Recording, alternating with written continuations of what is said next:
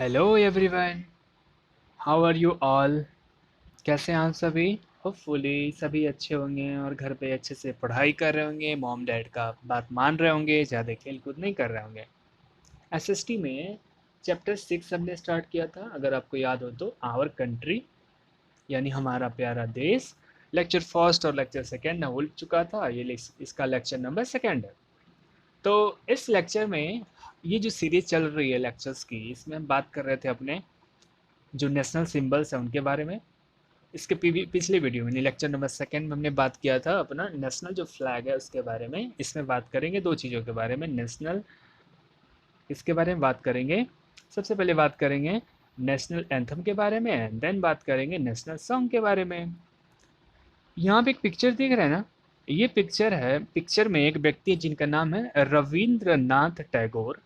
ये वही व्यक्ति हैं जो आप हमेशा मॉर्निंग प्रेयर में, जब प्रेयर हमारी खत्म हो जाती है तो लास्ट में जो सिंग करते हैं ना, जन गण मन अधिनायक जय हे भारत भाग्य विधाता, ये जो आप सिंग करते हैं सबसे लास्ट में, इसको बोलते हैं नेशनल एंथम। तो ये जो एंथम है इसको इन्होंने ही लिखा था जिनका नाम है रविंद्रनाथ टैगोर। इसके बारे में पढ़ेंगे। So our national anthem Jana Gana मन was written by Rabindranath Tagore. जो नेशनल एंथम है जो हम मॉर्निंग प्रेयर में लास्ट में गाते हैं, या फिर अपने रिपब्लिक डे के दिन, या जो रिपब्लिक डे या जो फ्रीडम डे होता है उसके दिन जब हम गाते हैं, इंडिपेंडेंस डे सेलिब्रेट करते हैं, तो ये जो सॉन्ग हम गाते हैं जन गण मन, इसको बोलते हैं नेशनल एंथम। इसको लिखा किसने था? रविन्द्रनाथ टैगोर। ये सामने देख रहे हैं ना, बड़ी बड़ी इनकी दाढ़ियां हैं। It speaks about our beautiful country.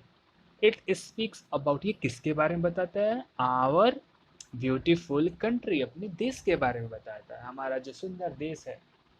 The unity of the people, unity यानी एकता, हमारे देशों के लोगों के बीच कितनी सारी एकता है उसके बारे में बात करता है। In spite of geographical and cultural differences, हमारा जो कंट्री है, कंट्री में टोटल 28 स्टेट हैं, 9 यूनियन टेरिटरीज हैं। तो सब में अलग अलग लोकेशंस पे, यानी उनका जियोग्राफिकल लोकेशन अलग है। हर स्टेट में, हर एक यूनियन टेरिटरी में जो कल्चरल डिफरेंसेस है, यानी खान पान, उनका पहनावा, पहनने का तरीका, बोलने का तरीका, जो लैंग्वेज है वो अलग अलग है। बट इतना डिफरेंस होने के बावजूद भी सारे क्या हैं? एक हैं। तो इसी को क्या बोलते हैं? यूनिटी बोलते हैं। सारे एक साथ क्या बोलते हैं? We are Indian, we are Indian, we are Indian, सारे यही बोलते हैं। तो ये किसको रिप्रेजेंट कर रहा है? यूनिटी को। So we sing it on Republic Day, हम इसको कब गाते हैं? रिपब्लिक डे पे, Independence Day and other important occasions, और जो महत्वपूर्ण जो ओकेजन्स होते हैं उस टाइम पे गाते हैं। जैसे कि महात्मा गांधी का जो बर्थडे होता है उस दिन गाते हैं, आपके मॉर्निंग प्रेयर्स में गाते हैं, राइट। तो इसको बोलते हैं नेशनल एंथम।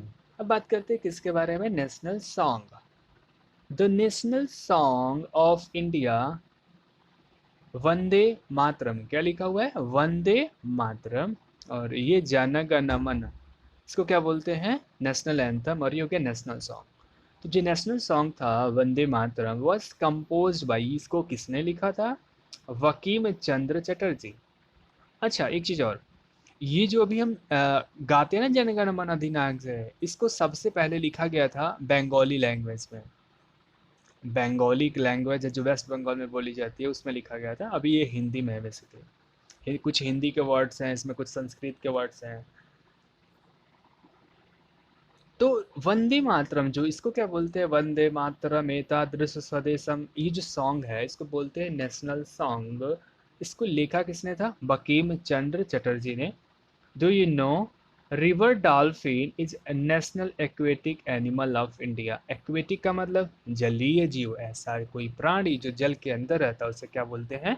Aquatic animal. तो एक्वेटिक एनिमल है, एक एक्वेटिक एनिमल है डॉल्फिन। ये इंडिया में एक रिवर है जिसका नाम है गंगा। इस गंगा नदी में ये रहती है रिवर डॉल्फिन। इस डॉल्फिन को इंडिया का एक्वेटिक एनिमल बोला जाता है। ठीक है। अब बात करते हैं नेशनल एम्बलम के बारे में। Our national emblem has been adopted यानी अपनाया गया है from the Ashoka pillar, Ashoka pillar at Sarnath near Varanasi in Uttar Pradesh. Uttar Pradesh में स्टेट है एक उत्तर प्रदेश, उसमें एक सिटी है बनारस, बनारस में एक जगह है सारनाथ, सारनाथ में एक ऐसे पिलर मिला था लोहे का, लोहे का, और इसमें थोड़े से पत्थर भी थे, तो पत्थर का, स्टोन्स के और आयरन के पिलर मिले थे। इस पिलर के ऊपर में 4 लायंस थे, कितने? 4।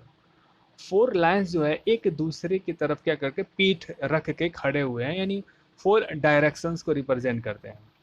तो ये उस पिलर पे मिला था। इसको बनवाया था एक किंग थे, उनका नाम था अशोका। एक किंग थे एंशियंट टाइम में, आज से मान लीजिए आप 3000, नॉट 3000, नियर अबाउट 500, 2500, यानी आज से 2500 ईयर बैक में एक राजा थे जिनका नाम था अशोका, उन्होंने इसको बनवाया था। ठीक है, तो ये पिक्चर जो देख रहे हो आप, जो यहाँ पे लायंस खड़े हुए, एशियाटिक लायंस बोलते हैं इनको, ये एक दूसरे की तरफ पीट करके खड़े हैं और चारों लोगों का जो मुंह है वो अलग अलग, ईस्ट वेस्ट नॉर्थ साउथ, जो 4 डायरेक्शंस होते हैं उनकी तरफ ये करके खड़े थे। तो ये जो सिंबल था इसको हम बोलते हैं नेशनल एम्बलम बोलते हैं, ये हमारी पहचान है, नेशनल एम्बलम बोलते हैं। तो ये कहाँ से लिया गया? बनारस में जो सारनाथ में जो पिलर लगी थी उसके ऊपर से इसको लिया गया था। It has 4 Lions facing 4 directions. इसमें क्या है कि 4 लायंस हैं और ये क्या करते हैं, 4 के 4 लायंस 4 डायरेक्शंस को क्या कर रहे हैं, रिप्रेजेंट कर रहे हैं, एक दूसरे को फेस करते हैं।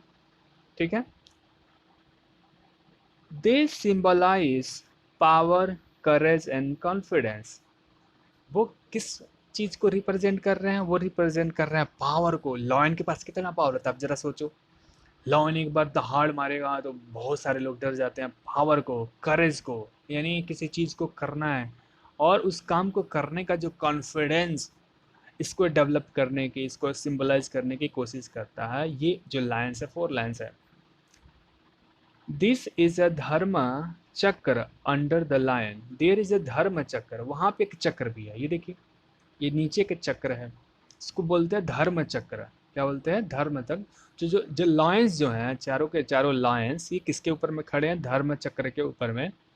To the right of this chakra is a bull. अभी जो चक्र है, इस चक्र में बीच में ऐसे फिर से स्पाइक्स हैं, वो व्हील के बारे में मैंने बताया जो। अब इसके राइट साइड में, जो राइट साइड है ना, यहाँ पे राइट साइड में बुल है, यानी एक बुल है, इस पे एनिमल्स हैं। एंड लेफ्ट साइड में, इधर जो लेफ्ट साइड, इधर हॉर्स है और इधर में बुल है, तो बुल हो गया राइट साइड में और लेफ्ट साइड में कौन हो गया? हॉर्स। द वर्ड सत्यमेव जयते, और यहाँ पे एक शब्द लिखा गया जिसको संस्कृत में जिसको बोलते सत्यमेव जयते, truth only triumphs, truth only triumphs, यानी सत्य की ही जीत होती है।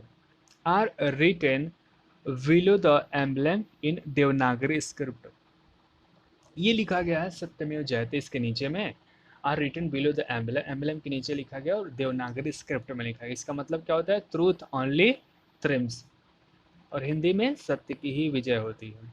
समझ में आ गया? तो ये था नेशनल एम्बलम के बारे में, ये था नेशनल एंथम और नेशनल सॉन्ग के बारे में। नेक्स्ट स्लाइड में या नेक्स्ट वीडियो में इन 2-4 और बचे हुए उनके बारे में बात करेंगे।